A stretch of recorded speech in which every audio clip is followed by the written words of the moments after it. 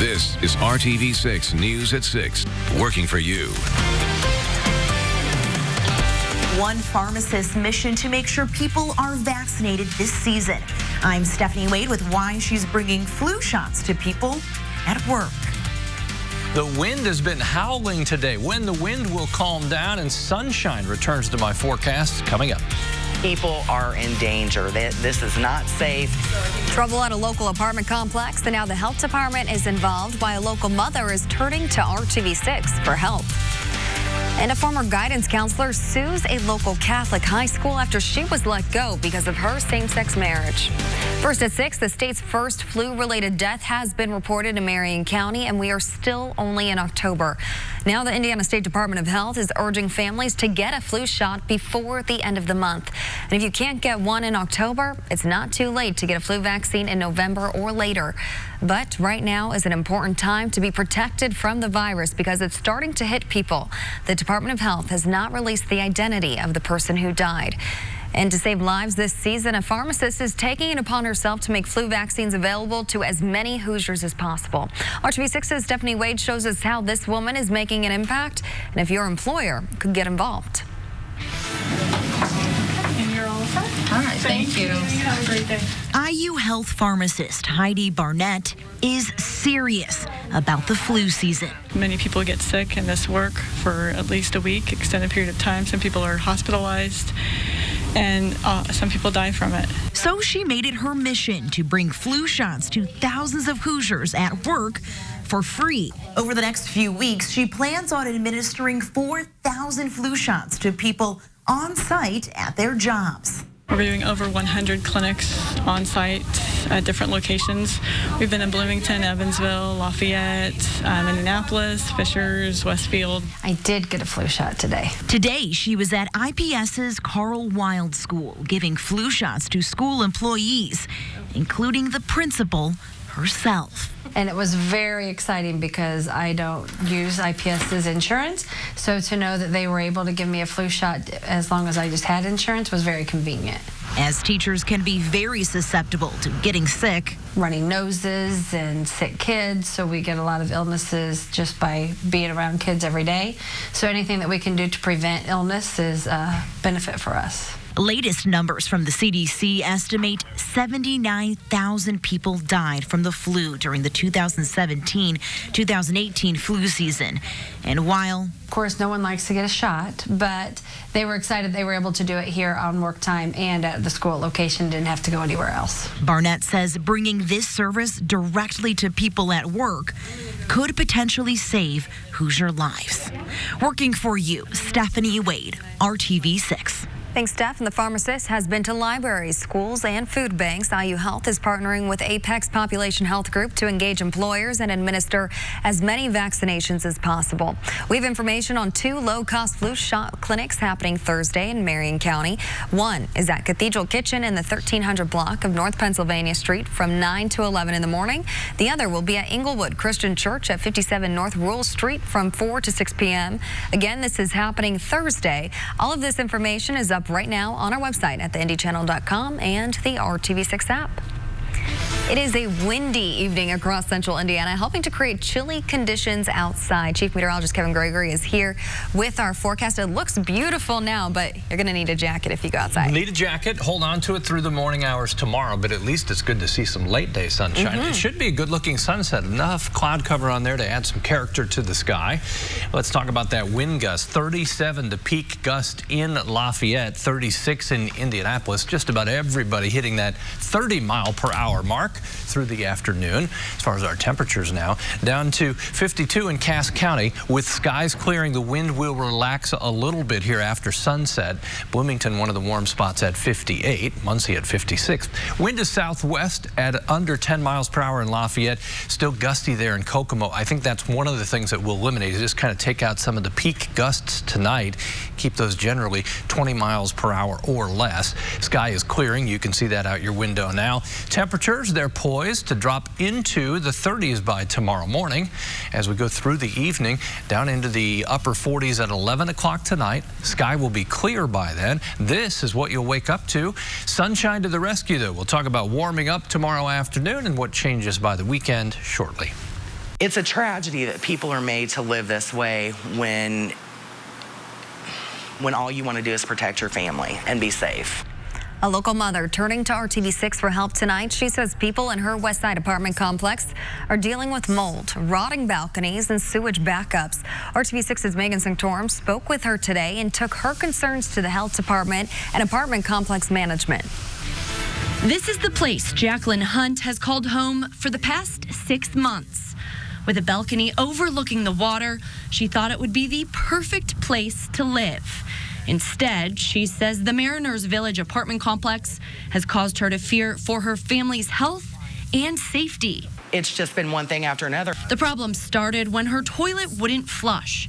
She says it took days to get a maintenance employee out. That's not acceptable. We don't live like that. I won't make my family live like that. After reporting it to the health department, the toilet was fixed. But Hunt says other issues are far from over. Our balcony is unattached on both sides, as well as drooping, and the boards are rotted completely through. It's in such bad shape, she won't go out there or let her 11-year-old son near it. If we walk out there and that falls, someone in my family will die. Point blank. That's what will happen. She said she reported this issue to the health department as well. Turns out she's not the only one worried about conditions here. RTV6 obtained a list of current housing violations at Mariners Village. It includes things like mold, damaged floors, and sewage issues. That's absolutely terrifying. Terrifying.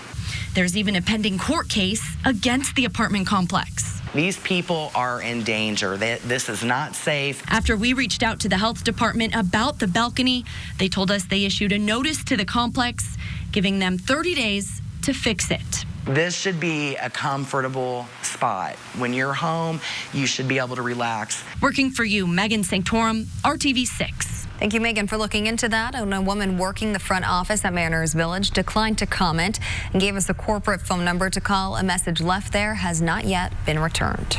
RTV6 is working for you and getting results. On Friday, we brought you the story of Scott Harvey and his wife Donna. They live next door to a crumbling house on Tuxedo Street on the east side. They told us the house is more than an eyesore. It was causing damage to their property. This is video from Friday. You can see the home next door had overgrown trees in the front yard and trash littering the lawn. RTV6's Nicole Griffin started to investigate and found the city has owned the home since 2017 but had not done anything to clean up the property. We reached out to the city. The city says a sale is in the works and that potential buyer has agreed to rehab the house. And today, this update from the Harveys, they told us someone sent a crew today to trim the trees, clean up the trash, and put orange fencing around the front porch. But they say more needs to be done. Oh, yeah, we appreciate, but like I said, I have my grandchildren come over and visit me on the weekend, and I'm scared something's going to happen to one of those little girls because the bricks are still falling off the chimney, and they fall on my roof and fall on the sidewalk between the house there, and they're still, the foundation's still falling in, and the animals run in and out of it all day and all night, The family tells us they hope crews will come back to the abandoned home and secure the windows on the house and fix the foundation. Tonight, victory for a Madison County community after a zoning board denies a plan to expand Nuco Metals. Hundreds of people packed a school gym to be heard by the zoning board about their health concerns if the plant were to expand. That zoning board unanimously denied a request to expand the facility in Ingalls, citing concerns of the community against it. Residents were worried about the plant's impact on their health and safety, so they reached out to RTV6. Nuco told us the new facility would allow them to melt, recycle, and repurpose aluminum. They said the impact to the environment would be minimal. But again, Nuco's expansion proposal has been denied. The company has 30 days to appeal the decision. Do you have an issue that you can't seem to get it resolved? Turn to us. Email us at workingforyou@rtv6.com. The guidance counselor let go by a local Catholic high school over her same-sex marriage is now taking the case to federal court. Shelley Fitzgerald has filed a federal lawsuit against Roncalli High School and the Archdiocese of Indianapolis for what her legal team calls wrongful and unlawful discrimination against her. Roncalli placed Fitzgerald on paid leave from her job as the guidance counselor in August of 2018 when the Archdiocese learned she was married to a woman. The church claimed her same-sex marriage stood against her school contract and church belief that marriage is between a man and a woman. Roncalli did not renew Fitzgerald's contract. Now her lawyers want to take this case before a jury in federal court.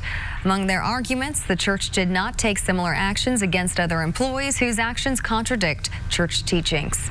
And we reached out to the Archdiocese of Indianapolis, and this is a portion of what they are telling us tonight. Quote, Catholic schools exist to communicate the Catholic faith to the next generation. To accomplish their mission, Catholic schools ask all teachers, administrators, and guidance counselors to uphold the Catholic faith by word and action, both inside and outside the classroom. If a school's leaders reject core aspects of the Catholic faith, it undermines the school's ability to accomplish its mission. Because of that, the Supreme Court has repeatedly recognized that religious schools have a constitutional right to hire leaders who support the school's religious mission, end quote. Well, it took 3 days for Attorney General Curtis Hill to change his tone from apologetic to defiance over the sexual misconduct allegations against him. That's according to the testimony of two witnesses who spoke this afternoon at Hill's disciplinary commission hearing. Republican House Speaker Brian Bosma testified today. Bosma said that when Hill found out the Indianapolis Star was going to write a story about Hill's alleged behavior at a bar in March of 2018, he switched to, quote, full-on nothing happened mode, after first being apologetic in a phone conversation 3 days earlier. The disciplinary hearing is to determine if Hill faces any legal discipline for the accusations that he touched 4 women inappropriately on March 15th, 2018. It allegedly happened at a party in a bar after the legislature adjourned. The Indiana Supreme Court will decide whether to impose a penalty ranging from a reprimand to removal of Hill's law license. Luckily, everyone is okay after a school bus full of students crashed right through a building on Indianapolis's east side this morning. IMPD says the school bus crashed into a Cash America building at East 16th Street and Emerson Avenue just before 7 a.m.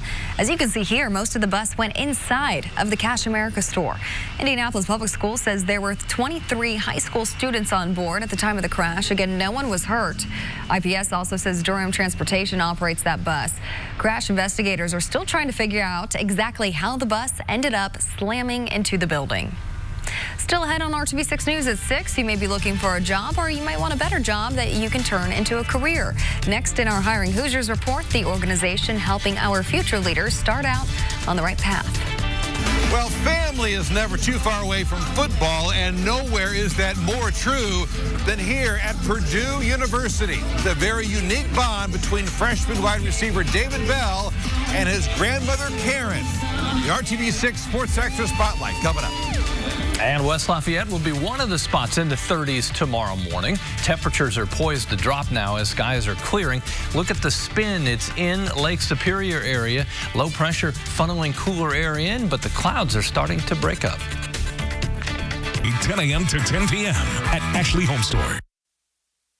This is RTV6 News at 6, working for you. New developments. A former school nurse in southern Indiana has pled guilty to charges that she stole medicine from students at her school. Back in March, we told you about the arrest of Carol Sanders. She was a nurse with Mitchell Community Schools in Lawrence County. Prosecutors say Sanders admitted to stealing amphetamines, Ritalin, Zyrtec, and other medications from students at Burris Elementary and Hatfield Elementary schools. Sanders' nursing license remains suspended by the state. She pled guilty to theft and neglect of a dependent. Her sentencing is scheduled for next month. RTV6's Hiring Hoosiers initiative not only focuses on helping you find a new job, but looks into resources available to help Hoosiers succeed. At the Center for Leadership Development, they believe it's never too early to learn those skills. RTV6's Meredith Barrick looked into the organization and learned more about the lives they are hoping to touch. We are here to develop the next generation of professional, business, and community leaders. Fourth graders to seniors in high school are learning skills necessary for college and career success. We know that a lot of our students, a lot of the students that we serve aren't getting the resources that they need, aren't getting the opportunities and the experience and the guidance and the exposure and all of that. So even our fourth graders in our junior self-discovery or Amani Book Club are exposed to character development, educational excellence, leadership effectiveness, community service, and career achievement are our principles for success. High school students are learning similar techniques in Paula Glover's Self-Discovery Career Exploration Project. Last week, we learned about working with people. At first, I complained, I'm not gonna lie, but then I got used to the idea that you have to develop your own, and we have to talk with each other. It goes beyond learning how to work alongside new teammates. They also learn things like dressing for success and how to be an effective interviewer. I can see how impactful it is for our students to be able to practice being assertive, to be exposed to the world of business, to create your own mock business plan even as a high schooler, and begin to figure out what kind of career path you want to follow. A career path and goals Blessing has already set her sights on and is feeling confident she can achieve. I want to see myself making 6 figures, and I want to open up my own hospital. Working for you, Meredith Barrick, RTV6. Thank you, Meredith. And the Center for Leadership Development is located in Indianapolis, but welcomes students from all over central Indiana. It also boasts alumni that now work in law enforcement, education, medicine, religion, and more. For more info on the Center for Leadership Development, head to hiringhoosiers.com. Kevin. And I think all 92 Indiana counties starting to look a little more colorful. There's Brown County, of course, famous for its fall colors. As you can see, the storm system brought all the rain yesterday, has pushed the rain off to the east. We're still within the swirl of clouds and the cooler flow of air for now. Temperature 56, that's in Greenfield. New Powell also in the mid-50s. Plainfield at 55. No temperature range really across the state. Only down in the south that you get temperatures at 60 or above, but that changes tomorrow. We should add a handful of degrees to what we have now, ending in the mid-60s. Overnight, skies are clearing. It will not be as windy. Temperatures, they'll be in the upper 30s as you get your day started. You'll need the heavier coat. Notice the wind, still 20-mile-per-hour gusts, then late in the day into tomorrow night. The wind will strengthen a little more. May see some 30-mile-per-hour gusts. One of the biggest changes tomorrow, the fact that we'll have 64 degrees with sunshine. We'll turn the page to Thursday. Clouds are returning again, maybe a couple of sprinkles, a little cooler, but noticeably cooler as we end the work week with a high of 55. Some more details for tomorrow. Temperatures low to mid 60s throughout the region with those gusty winds. Thursday, clouds are sliding back into the picture. Temperature of about 62 in the afternoon. If we see some sunshine, I think it's more likely in the morning hours. Then the gray of the clouds and maybe a couple of sprinkles, as I mentioned, come into the picture late afternoon into the evening. Temperature from 58 to 64. That's what we're expecting through the day on a Thursday. Friday, temperatures noticeably cooler. 20% chance we'll see some showers. Lower 50s to the north. Temperatures as warm as 58 in Columbus. Friday night football looks to be dry right now with a light wind. 51. That'll be the temperature as we get to kickoff, and then 47 by the end of the game. Into the weekend, I'll mention this. The chance for rain Saturday will increase late in the day, kind of peak Saturday night. Still some showers possible on Sunday, a 64-degree temperature. 7-day planner, temperatures beyond the 7-day forecast. What you're looking at right there will drop well below average, it looks like, and that may well take us into November with below average temperatures. Okay. Fall settles in. It is here for sure. Well, we have Dave first here, and he was telling us about a pretty cool fan, Dave. Hey, good evening, guys. I think you're going to like this tonight. When Warren Central's David Bell had a who's who of colleges offering scholarships, he had several things, of course, to consider, but the biggest consideration, his granny. See, she's never missed a home game, and at Purdue, she never will. Bell's biggest fan in the Sports Extra Spotlight. It's game day at Purdue, an hour before kickoff, and the TV cameras have started to focus in on David Bell. But you'll forgive David if his focus occasionally strays towards the crowd.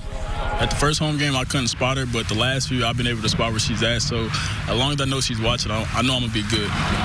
And right on cue, Karen Butler and the rest of Belle's family arrive. Karen is David's grandmother, and no one can remember the last time she wasn't at one of her grandson's games. Right before the game starts, what are you hoping for David? That they win. That is my ultimate prayer. Lord, let them win.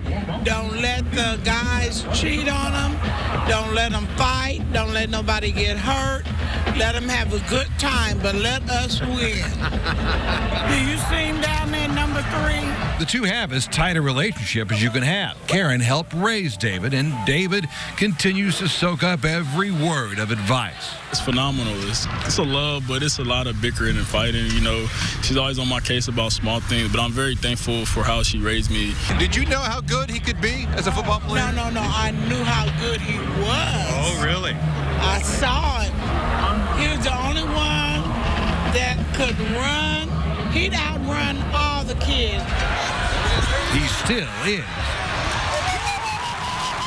David Bell, 10-second touchdown to the day.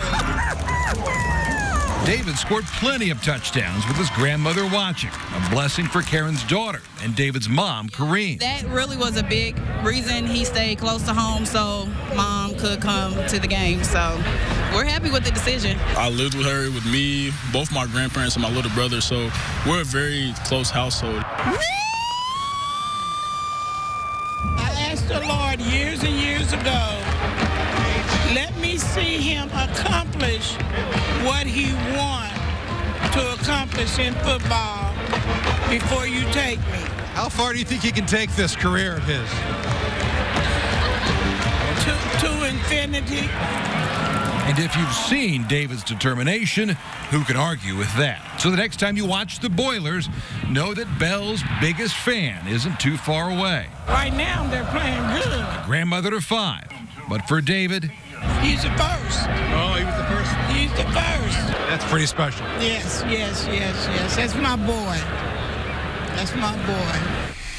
Well, nothing like a grandmother's love. Karen is 68, says she's never missed a home game, and David, he gets it. Says he wants to cherish every moment with her, and if the NFL comes calling in a couple years, wants to help put his family in a better place. The News at 6 continues after this. Yes, all of them. I'll give you a second to find her. Vivi is hiding in the flowers.